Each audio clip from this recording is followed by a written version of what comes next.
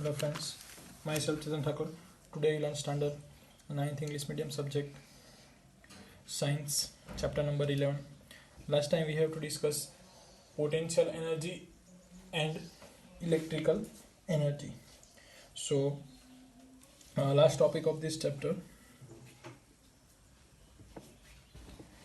rate of doing work and conversion of energy form. Conversion of energy form में हमने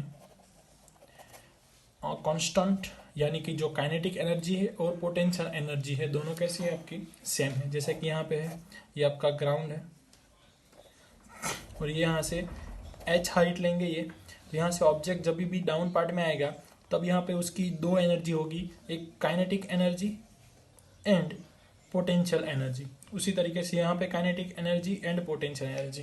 तो ये दो एनर्जी में से जो पोटेंशियल एनर्जी है वो आपकी हाइट पे हाई मिलेगी, काइनेटिक एनर्जी जीरो मिलेगी.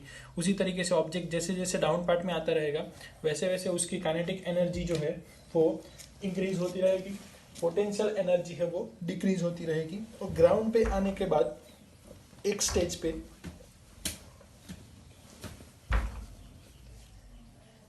पे उसकी जो पोटेंशियल एनर्जी है वो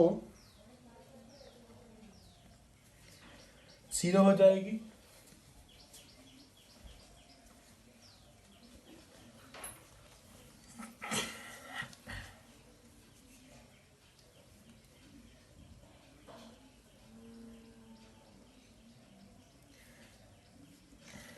and kinetic energy and potential energy का जो आंसर है वो आपको कांस्टेंट मिलेगा. Now rate of doing work.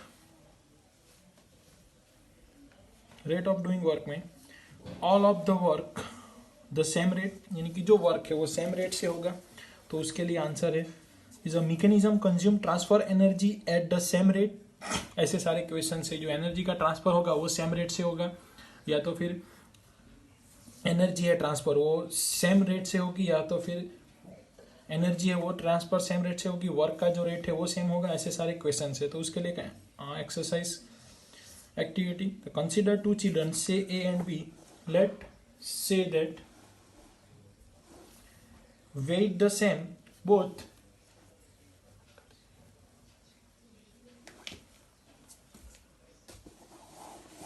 Start climbing rope separately. दोनों को एक रोप पे सेपरेटली किया है. Both the reach height 8 meter. Let's say A take 15 second while B take 20 second. What is work done by each. तो दोनों का जो टाइम है एक डिस्टेंस सेम है, 8 मीटर रोप पे चढ़ने हैं. फर्स्ट जो ए है उसने 15 सेकंड लिया है, उस सेकंड ने 20 सेकंड लिया है. So done work done in a given time से इन 1 सेकंड. इस टाइप के जो हो गए उसमें हम क्या करेंगे. The stronger person may do certain work in relative less time. A more powerful vehicles would complete journey a shorter time. यानी कि व्हीकल पावरफुल होगा उसकी स्पीड ज़्यादा होगी तो उसका जो वर्क डूइंग का रेट है वो मिनिमम होगा. We talk of power of machine like motor bike, motor cars, the speed which vehicles change energy or a work on the basis of their classification. Power measure the speed of work done. So power P वो क्या measure करता है. Speed speed of work done, यानी कि power P is equal to work divide by time. यानी कि work होगा उसके अकॉर्डिंग टू टाइम होगा वो. तो वर्क का यूनिट पता है हमें जूल, टाइम का यूनिट पता है जूल पर सेकंड या जूल इनटू सेकंड इनवर्स, ये स्मॉल यूनिट हुआ. और पावर का अनदर यूनिट है watt. The honour of James Watt, scientist का नेम जैसे कि वर्क का था उसी तरीके से honour of James Watt, the unit is watt and symbol is capital W is a symbol. Rate of consume energy. So यहाँ पे 1 वाट मीन्स क्या. तो we can also say that power is 1 volt then the rate of consumption of energy is 1 joule पर second. क्योंकि joule divide by second ऐसा लिख सकते हो, या तो फिर जूल इनटू सेकंड इनवर्स. दोनों कैसे यूनिट है पावर के. और दूसरा यूनिट है watt, the honour of James Watt. ये बात हुई. उसके बाद स्मॉल यूनिट भी ले सकते हो 1 किलोवाट. किलो मीन्स हमको पता है किलो यानी कि 30. इट मीन्स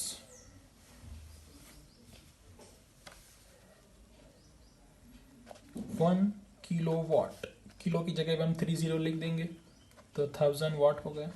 वाट लिख सकते हो या तो फिर डब्ल्यू, दोनों यूनिट राइट है। अनदर वाट लिख सकते हो, जूल पर सेकंड लिख सकते हो, ये सारे यूनिट है। The power of an agent में,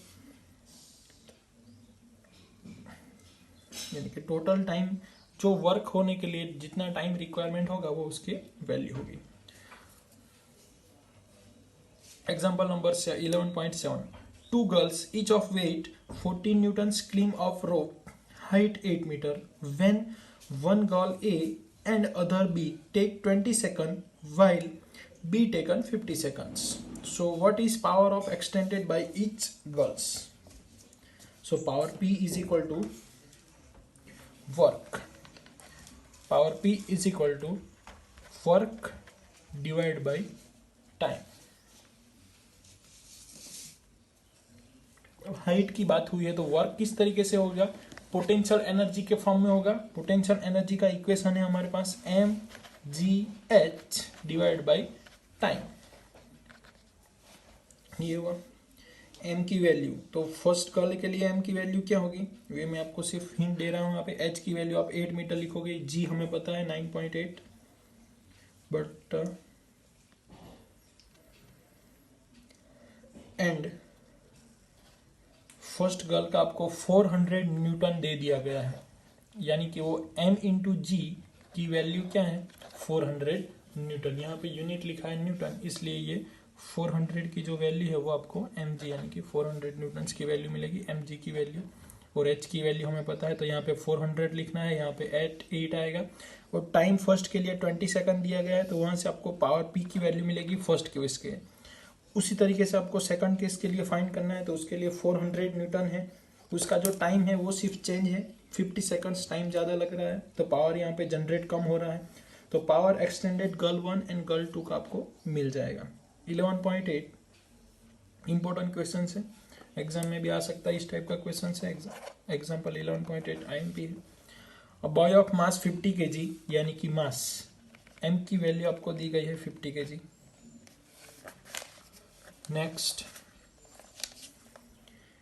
a staircase of 45 step in 9 second, 45 total step है। if height of each step, ऐसे स्टेप होंगे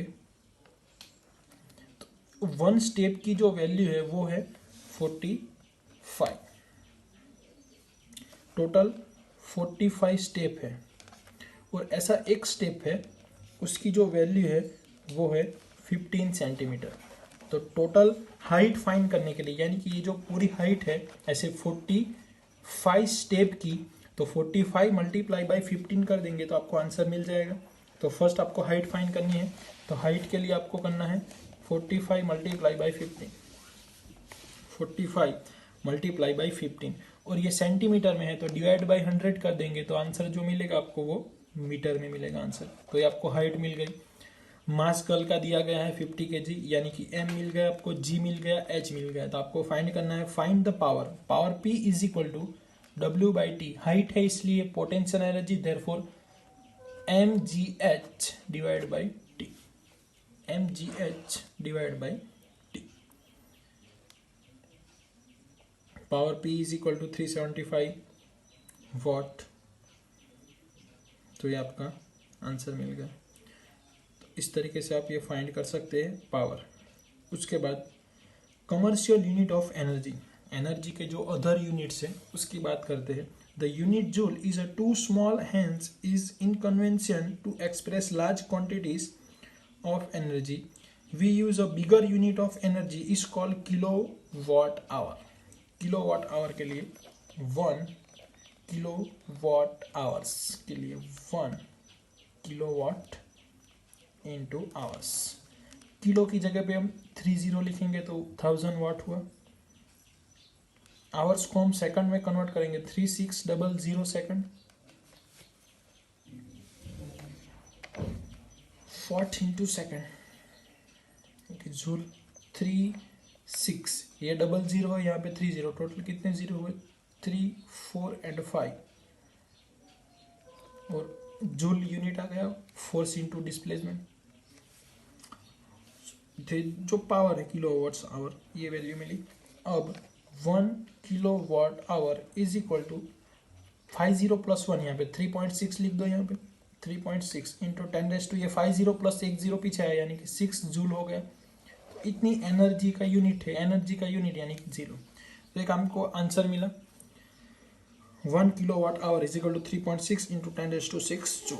the energy use in hours, energy used in a household industries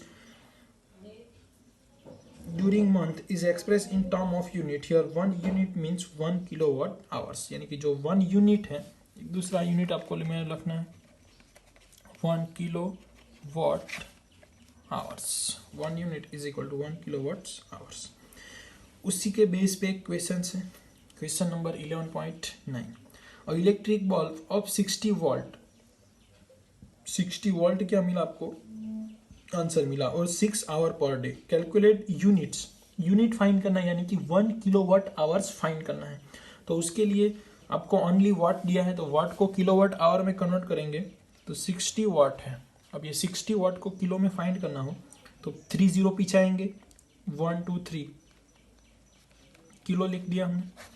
तो ये जो 60 वाट था उसका 0.06 किलोवाट हुआ। सिर्फ 305 पीछे लिखेंगे तो आपको आंसर मिल जाएगा, किलोवाट हुआ। अब उसको आवर्स से मल्टीप्लाई कर देंगे, जो आवर्स की वैल्यू है वो 6 आवर्स है, तो ये मल्टीप्लाई बाय दिस टर्म यानी कि आपको आंसर मिलेगा 0.36 kilowatt hours. Kilowatt hour, 1 kilowatt hour is equal to 1 unit यानी कि 0.36 यूनिट। तो ये आपका आंसर। तो इस तरीके से ये क्वेश्चंस आपको दिया गया है। लास्ट एक्टिविटी देख लेते हैं। Take a close look at the electric meter install in your house, observe it feature closely, take reading of meter each day at 6:03 AM and 6:30 PM. How many units consumed during daytime? How many units are used during nights? यानी कि आपको metre में देखना है, first of all जो digit दिखाते हैं वो यूनिट्स में दिखाते हैं। तो फिक्स टाइम रखना है, सुबह में आपको 6:30 AM को देखना है। उसी तरीके से 6:30 AM से लास्ट में आपको देखता है 6:30 PM का, यानी कि डे में कितना कंज्यूम हुआ वो यूनिट आपको देखने को मिलेगा। उसी तरीके से 6:30 PM से फिर से सुबह आप 6:30 AM को देखोगे तो नाइट में कितना कंज्यूमर हुआ वो यूनिट देखोगे। Do this activity for week, एक वीक के लिए करना है। टेबुलेशन ऑब्जर्वेशन लिखना है। Compare your observation with daily given in monthly electric bill, उसके बाद जो इलेक्ट्रिक बिल आता है उसमें आपको देखना है। तो ये आपका चैप्टर नंबर 11 था। अब एक्सरसाइज के जो क्वेश्चंस हैं वो हम लास्ट लेक्चर में, नेक्स्ट लेक्चर में डिस्कस करेंगे। उसकी आपको PDF नेक्स्ट लेक्चर में मिल जाएगी। तो आपको प्रिपेयर करना है इतना। और ये चैप्टर में से मोस्ट ऑफ केसेस में आपको मैंने फर्स्ट बताया था वर्क का कॉन्सेप्ट आपको आना चाहिए। उसके बाद जो एग्जाम्पल है जैसे कि 11 पॉइंट ये एग्जाम्पल हमने स्टेयरकेस का सॉल्व किया। 11.8 इस टाइप के क्वेश्चन, सिंपली पावर काउंट करने के, काइनेटिक एनर्जी के एग्जांपल, पोटेंशियल एनर्जी के एग्जांपल। तो ये आपको एग्जाम के लिए प्रिपेयर करना है ये चैप्टर में से। और फोर्स का वर्क की डेफिनेशन, फोर्स इनटू डिस्प्लेसमेंट, उसका यूनिट, पोटेंशियल एनर्जी का यूनिट, एनर्जी कन्वर्जन के लिए हमने जो देखा वो पावर का यूनिट, पावर का equations, work divide by time. तो इस टाइप के जो यूनिट्स हैं वो आपको प्रिपेयर करने हैं और कंप्लीट करना है। तो ये चैप्टर के लिए नेक्स्ट लेक्चर में जो एक्सरसाइज के एग्जाम्पल है वो हम सॉल्व करेंगे। और PDF जो है आंसर्स की वो आपको नेक्स्ट लेक्चर में जब सॉल्व करेंगे तब वो लेक्चर में आपको मिल जाएगी। Thank you friends.